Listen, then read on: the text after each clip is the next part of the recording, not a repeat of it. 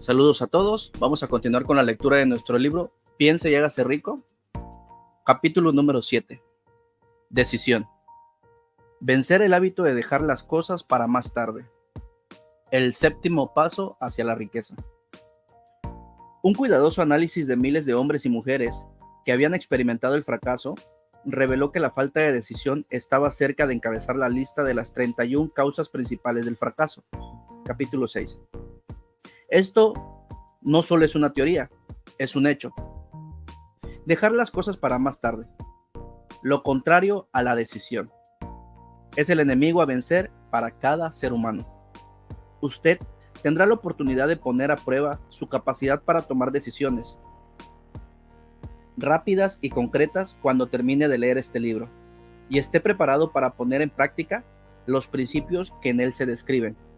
El análisis de varios cientos de personas que habían acumulado fortunas muy superiores al $1.000.000 puso de manifiesto el hecho de que cada una de ellas tenía el hábito de tomar decisiones con rapidez y cambiarlas con lentitud, si acaso las cambiaban.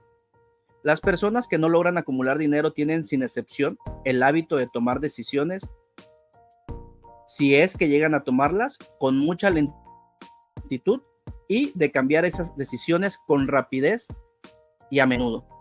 Una de las cualidades más notables de Henry Ford era su hábito de tomar decisiones rápidas y definitivas, y de cambiarlas con lentitud. Esa cualidad era tan notoria en el señor Ford que se ganó la reputación de ser un hombre obstinado. Fue esa cualidad la que hizo que el señor Ford continuara la fabricación de su famoso modelo T, el coche más feo del mundo, cuando todos sus consejeros y muchos de los compradores del coche le estaban pidiendo que lo cambiara.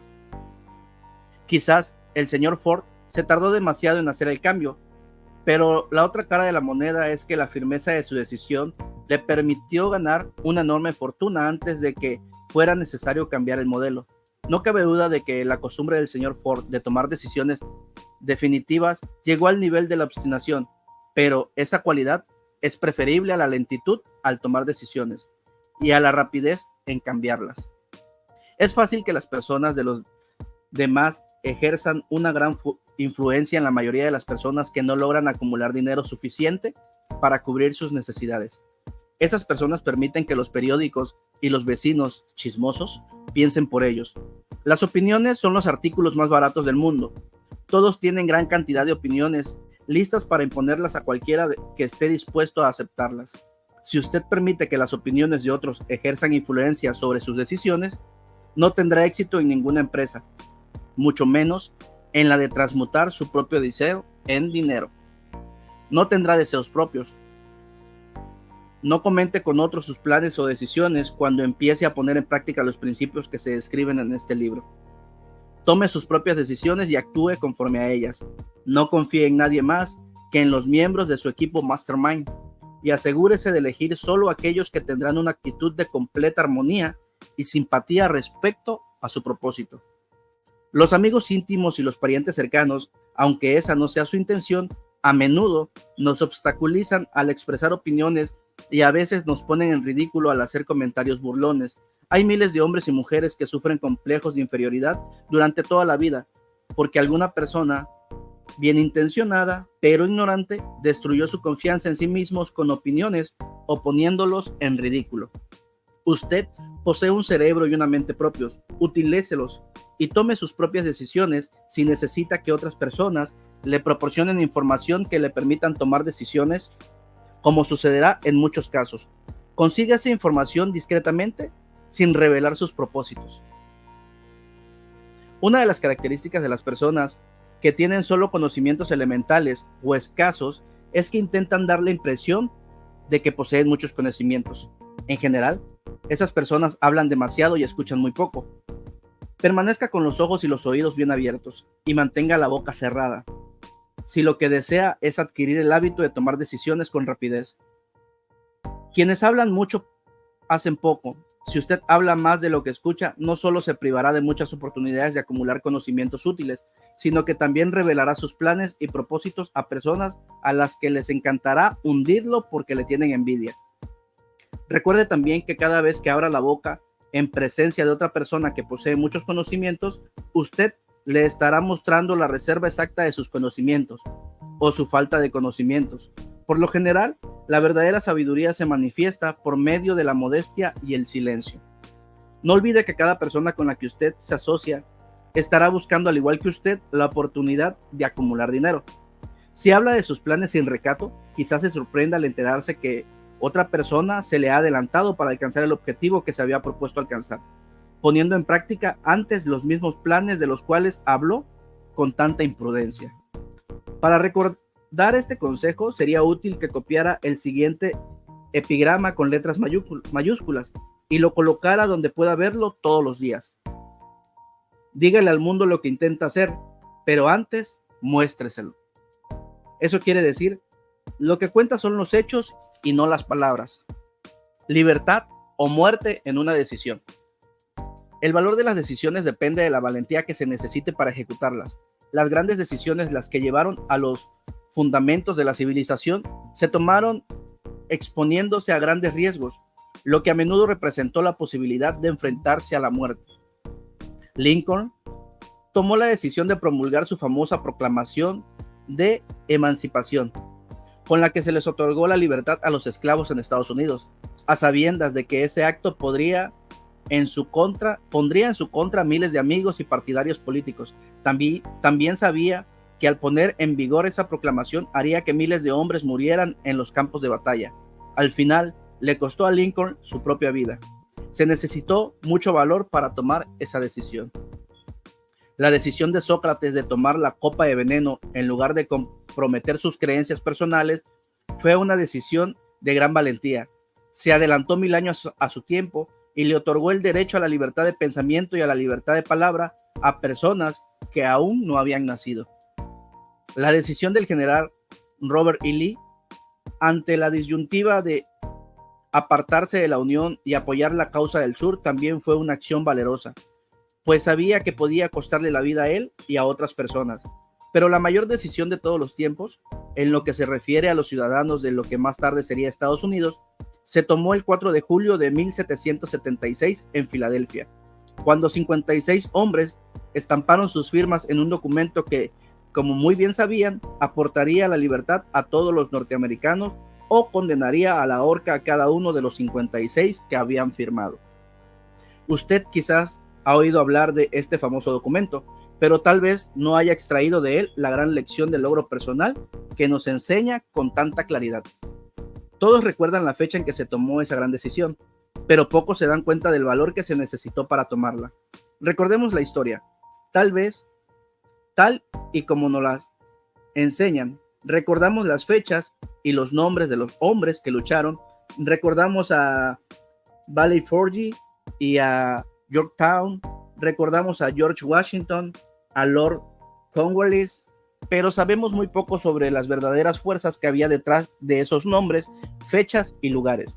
Y sabemos menos todavía sobre ese poder intangible que nos aseguró la libertad, mucho antes de que los ejércitos de Washington llegaran a Yorktown. Leemos la historia de la independencia de Estados Unidos e imaginamos falsamente que George Washington fue el padre de la patria, que fue él quien ganó la libertad de su país. Pero la verdad es que Washington actuó como apoyo después del hecho, pues la victoria de sus ejércitos estaba garantizada mucho antes de que el Lord Cornwallis se rindiera. No intentó despojar a Washington de la gloria que merece. No intento despojar a Washington de la gloria que merece. Solo quiero señalar el asombroso poder que fue la verdadera causa de la victoria. Representa casi una tragedia que los historiadores hayan pasado por alto el hacer la más mínima referencia al poder irresistible gracias al cual nació y obtuvo la libertad la nación destinada a establecer nuevos grados de independencia para todos los pueblos de la tierra. Y digo que es una tragedia porque ese es el mismo poder que deben utilizar quienes quieran superar las dificultades de la vida y obligar a esta a pagar el precio que se le pide. Revisemos brevemente los acontecimientos que dieron vida a ese poder. La historia comienza con un incidente ocurrido en Boston el 5 de marzo de 1770. Los soldados británicos patrullaban las calles, amenazando a los ciudadanos con una sola presencia. A los colonos no les gustaba ver hombres armados recorriendo sus ciudades, empezaron a expresar abiertamente su resentimiento por este hecho, arrojando piedras y profiriendo insultos contra los soldados hasta que el oficial al mando dio la orden: calen bayonetas al ataque. Comenzó la batalla. Hubo muchos muertos y heridos. El incidente provocó tal resentimiento que la Asamblea Provincial, compuesta por los colonos importantes, convocó una reunión con el propósito de llevar a cabo una acción concreta. Dos de los miembros de esa asamblea fueron John Hancock y Samuel Adams. Sus nombres siempre serán gloriosos. Hablaron con valentía, declarando que debían organizar un movimiento para expresar de Boston a todos los soldados, para expulsar de Boston a todos los soldados británicos. Recuerde que una decisión que brotó en la mente de dos hombres podría considerarse como el punto de partida de la libertad que se disfruta hoy en Estados Unidos. Recuerde también que la decisión de esos dos hombres exigía fe y valor, porque era una decisión peligrosa. Antes de que la asamblea terminara, se nombró a Samuel Adams para que visitara a Thomas Hutchinson, el gobernador de la provincia, con el objeto de exigirle la retirada de las tropas británicas. La petición fue aceptada y los soldados se retiraron de Boston, pero el incidente no acabó ahí. Había provocado una situación cuyo desenlace estaría destinado a cambiar el rumbo de toda una civilización. Es extraño que los grandes cambios, como la Guerra de Independencia de Estados Unidos y la Primera Guerra Mundial, a menudo empiecen con circunstancias que parecen carecer de importancia. También es interesante observar que esos cambios importantes, por lo general, empiezan como una decisión definida que brota en la mente de un grupo relativamente pequeño de personas. Pocos conocen la historia de Estados Unidos, también como para darse cuenta de que John Hancock, Samuel Adams y Richard Henry Lee, de la provincia de Virginia, fueron los verdaderos padres de la patria. Richard Henry Lee se convirtió en un personaje importante en esa historia, pues él y Samuel Adams se comunicaban con frecuencia por correspondencia, compartiendo temores y esperanzas acerca del bienestar de los habitantes de sus provincias.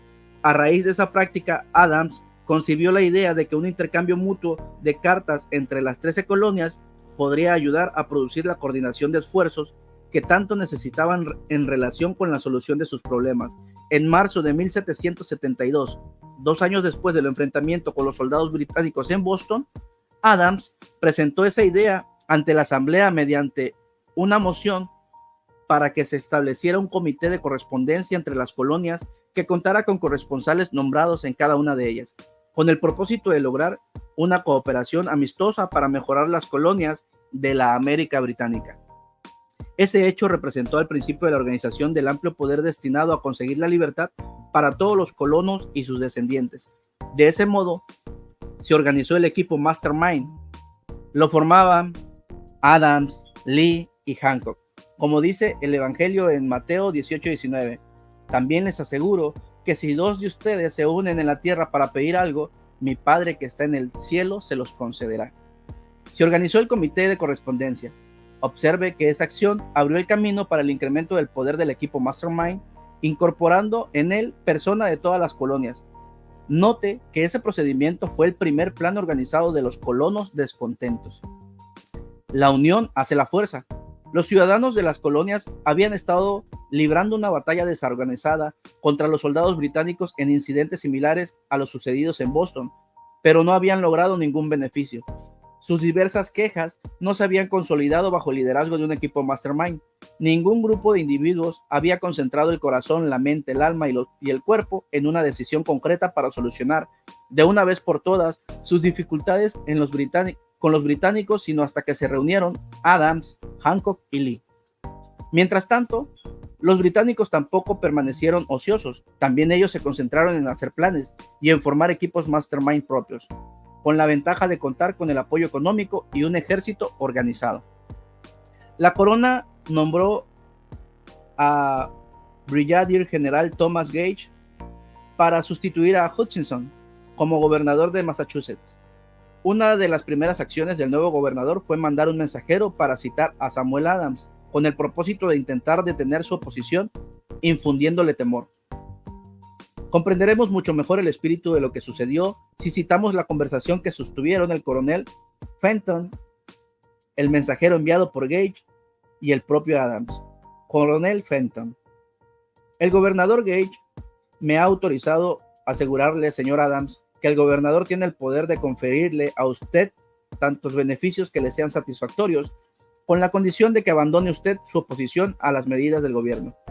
El gobernador le aconseja, señor, que no continúe causando disgustos a su majestad. Su conducta le hace acreedor a los castigos previstos en una ley promulgada por Enrique VIII, según la cual se puede enviar a Inglaterra a las personas para que se les juzgue allá por traición o por negligencia, a discreción del gobernador de una provincia. Pero si usted cambia su línea política, no solo obtendrá grandes ventajas personales, sino que también estará en paz con el rey. Samuel Adams tenía que escoger entre dos decisiones: cesar en su oposición y recibir recompensas personales por ello, o continuar y correr el riesgo de ser ahorcado. Evidentemente había llegado el momento en que Adams se veía obligado a tomar al instante una decisión que podría costarle la vida. A la mayoría de las personas les habría sido fácil tomar una decisión de este tipo. La mayoría habría dado una respuesta con evasivas, pero no Adams. Él insistió en que el coronel Fenton, bajo la palabra de honor, le transmitiría al gobernador su respuesta, repitiendo con toda exactitud las mismas palabras que él le dijera. La respuesta de Adams fue: dígale al gobernador Gage que confío desde hace mucho tiempo en estar en paz con el Rey de Reyes. Ninguna consideración personal me inducirá a abandonar la justa causa de mi país. Y dígale al gobernador Gage que Samuel Adams le aconseja que no continúe insultando los sentimientos de un pueblo exasperado. No parece necesario hacer comentarios sobre el carácter de este hombre. Debe ser obvio para todos los que lean este asombroso mensaje que él que lo mandó poseía una lealtad del orden más sublime. Esto es importante. Cuando el gobernador Gage recibió la cáustica respuesta de Adams, montó en cólera y promulgó una proclama que decía: en nombre de su majestad, ofrezco y prometo el más gracioso perdón a todas aquellas personas que a partir de ahora abandonen las armas y regresen a los deberes propios de súbditos amantes de la paz. Las únicas excepciones del beneficio de tal perdón son Samuel Adams y John Hancock, cuyas ofensas de naturaleza demasiado flagrante no admiten otra consideración que la de un adecuado castigo. Podríamos decir que tanto Adams como Hancock se encontraban en dificultades. La amenaza del airado gobernador obligó a los dos hombres a tomar una decisión igualmente peligrosa. Convocaron una apresurada reunión secreta de sus más fieles seguidores. Aquí el equipo Mastermind empezó a actuar con dinamismo.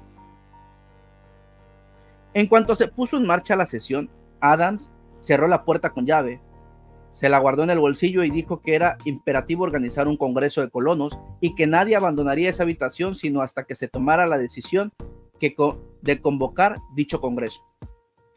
Siguió un momento de gran emoción. Algunos sopesaron las posibles consecuencias de una acción tan radical, temor. Otros expresaron graves dudas en cuanto a la prudencia y la conveniencia de una decisión tan definitiva que desafiaba a la corona. Encerrados en aquella habitación había dos hombres inmunes al temor, ciegos ante la posibilidad del fracaso: Hancock y Adams. La influencia de su mente indujo a los demás a aceptar que se debían establecer acuerdos a través del Comité de Correspondencia para convocar el primer Congreso Continental, que se celebraría en Filadelfia el 5 de septiembre de 1774. Recuerde esa fecha. Es mucho más importante que la del 4 de julio de 1776. Si no se hubiera tomado la decisión de convocar un Congreso Continental, tampoco se habría llevado a cabo la firma de la Declaración de Independencia.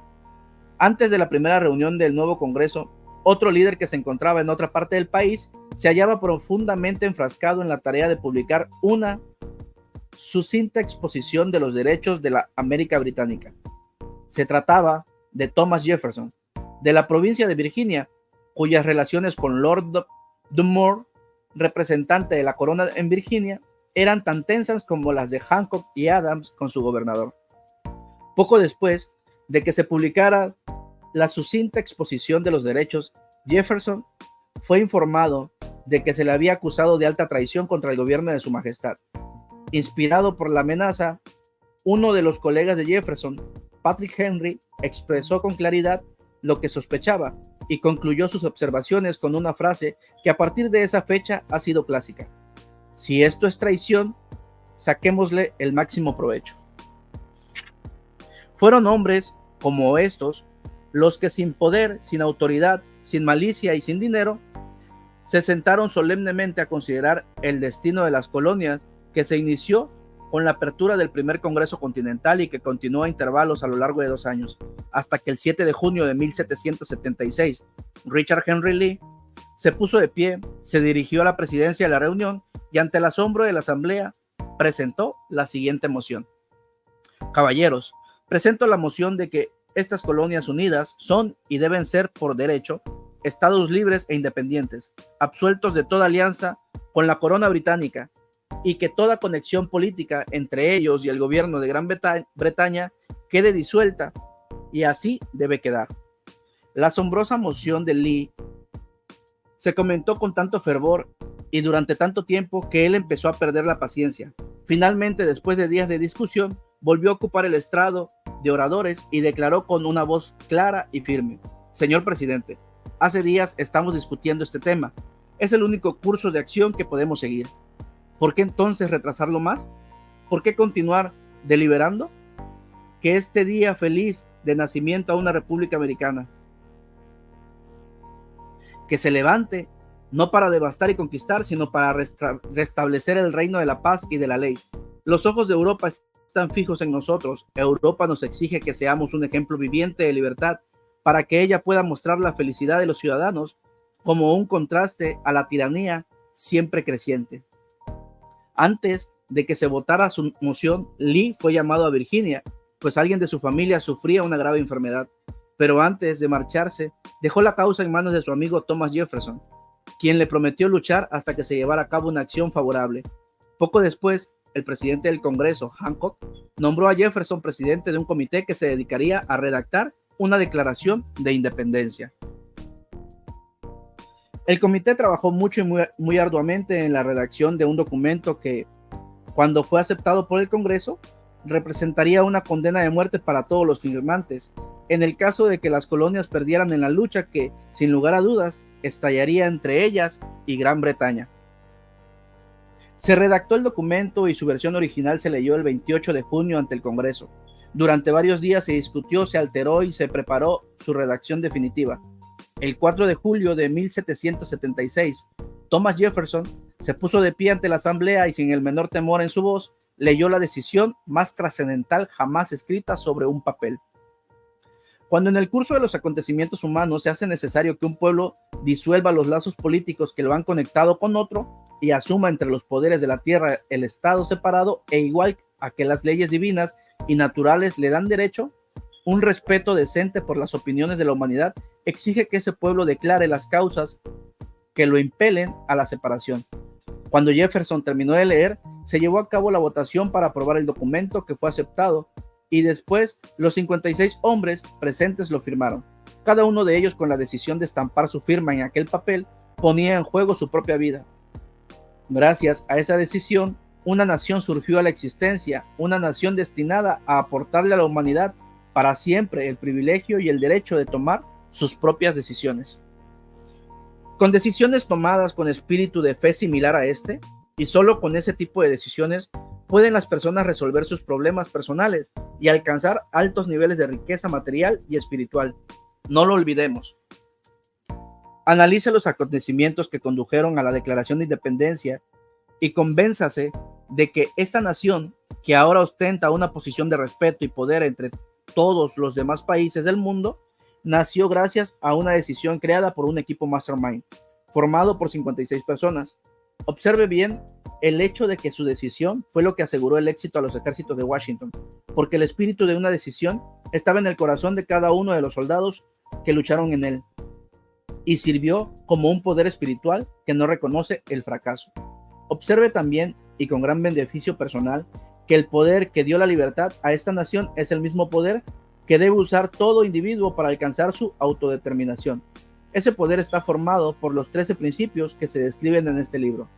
No será fácil detectar en la historia de la Declaración de Independencia al menos 6 de esos principios: deseo, decisión, fe, persistencia, equipo mastermind y planificación organizada.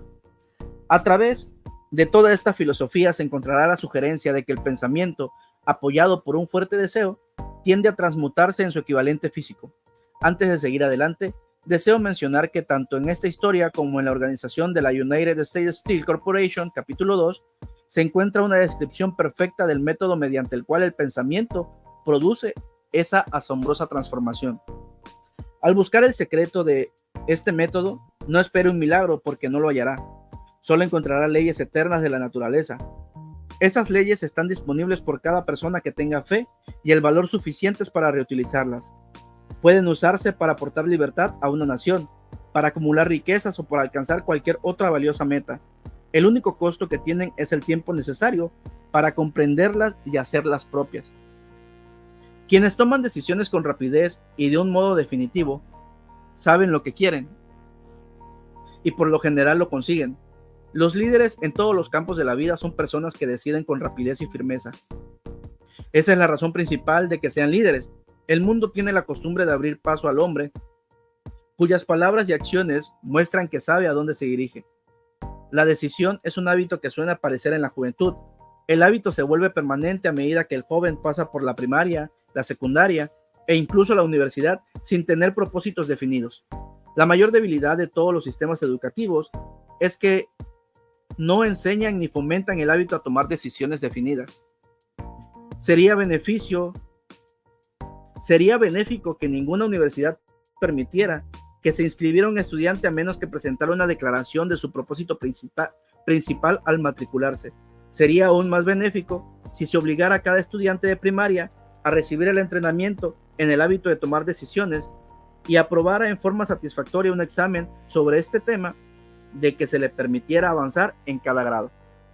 El hábito de la indecisión que se adquiere debido a las deficiencias de nuestro sistema educativo acompaña al estudiante cuando inicia el trabajo que elige hacer, si es que lo elige. En general, el joven que acaba de terminar sus estudios busca cualquier trabajo, acepta lo primero que se le ofrece, porque ha caído en el hábito de la indecisión.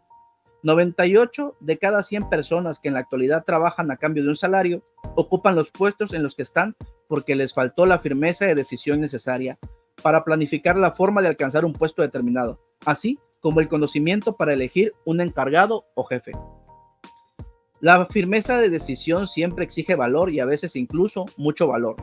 Los 56 hombres que firmaron la Declaración de Independencia arriesgaron la vida cuando decidieron estampar sus firmas en aquel documento. La persona que toma la firme decisión de conseguir determinado puesto de trabajo y hace que la vida le pague el precio que pide, no arriesga la vida con esa decisión. Lo único que se juega es su libertad económica, la independencia financiera, la riqueza, un negocio deseable o un buen puesto profesional no están al alcance de la persona que descuida o se niega a tener expectativas, planes y exigencias respecto de todas esas cosas. El que desea obtener riquezas con el mismo espíritu con el que Samuel Adams deseó obtener la libertad para las colonias, con toda seguridad acumulará una gran fortuna. En el capítulo 6 sobre planificación organizada, se le dieron instrucciones completas para comercializar todo tipo de servicios personales.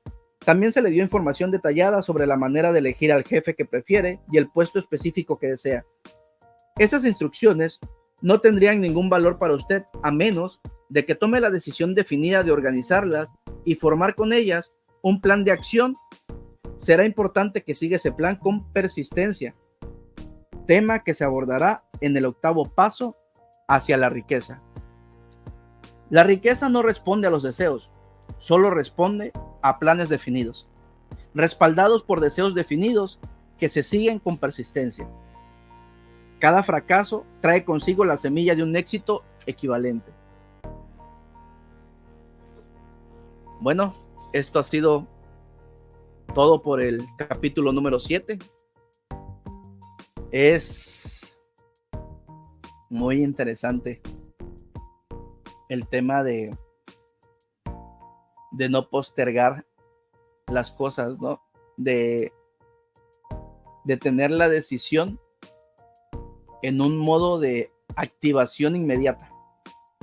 Eso es lo que comprendo yo de este capítulo, de que lo que más gobierna desgraciadamente digamos, el poder humano es el tema de la indecisión, ¿no? El famoso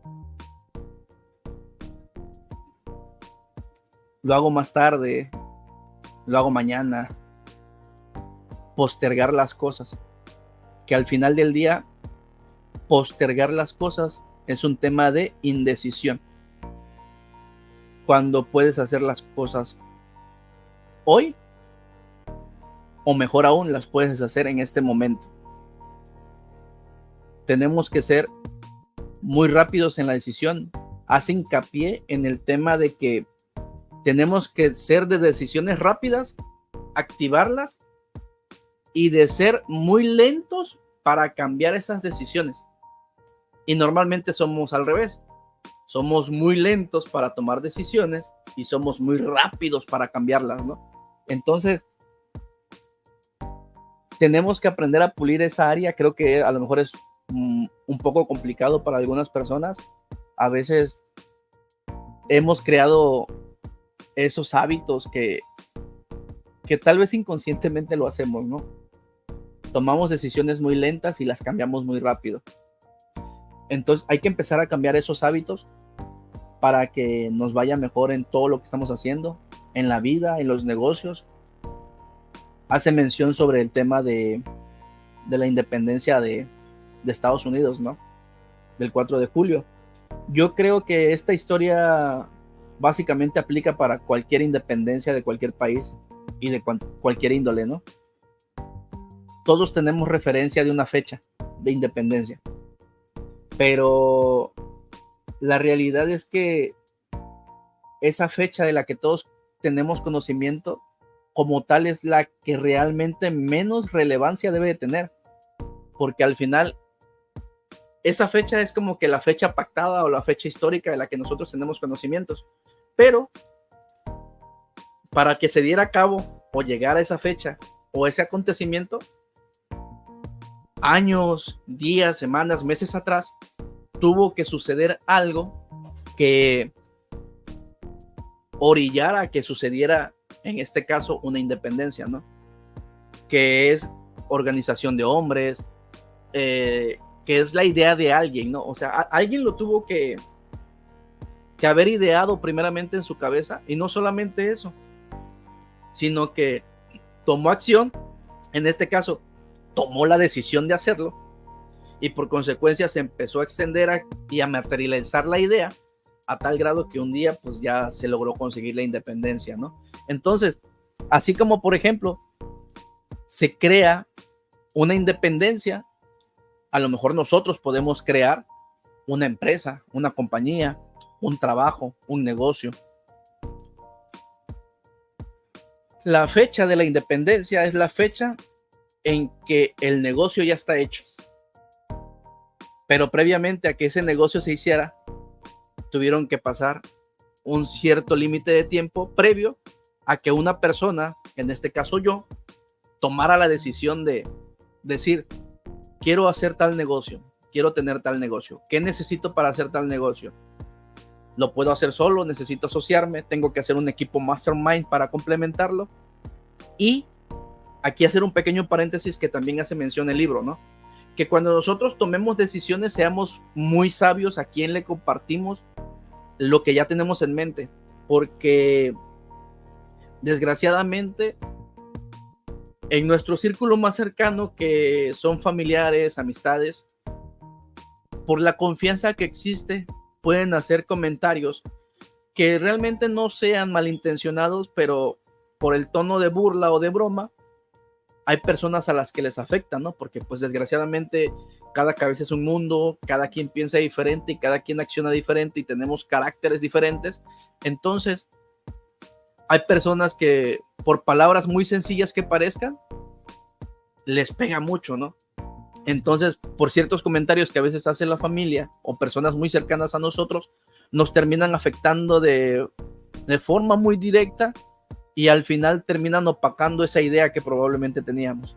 Entonces, hace hincapié en que primero hay que hacer las cosas o ya encaminarlas para que en base a que ya las tengamos hechas, realmente ya empiecen a hablar y se den cuenta que sí estamos persistentes en lo que queremos lograr y lo estamos logrando, ¿no? A que solamente querramos hacer la idea, ¿no? Por poner un ejemplo, digamos, tú quieres a lo mejor poner un restaurante y